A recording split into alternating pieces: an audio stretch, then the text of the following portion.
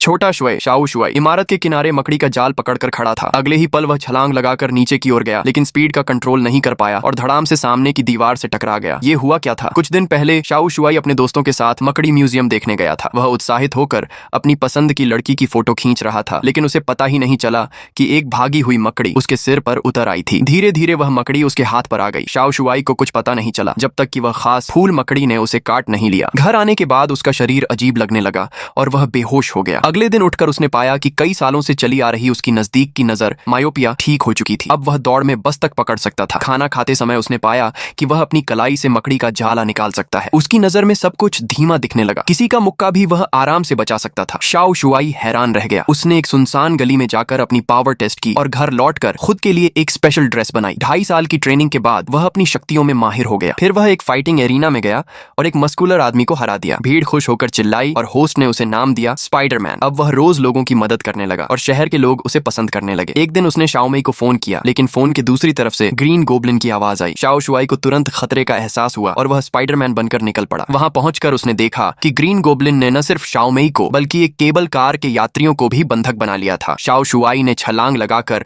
पहले गिरती हुई शाओमेई को पकड़ा, फिर अपने जाले से झूलकर पुल के दूसरी तरफ पहुंचा और एक हाथ से केबल कार को संभाल लिया। इस समय वह ग्रीन गोब्लिन के सामने कमजोर था, लेकिन भीड़ में मौजूद लोग ग्रीन गोब्लिन पर हमला करने लगे। उसी मौके का फायदा उठाकर शाओ शुआई ने सबको बचा लिया। ग्रीन गोब्लिन ने हार नहीं मानी।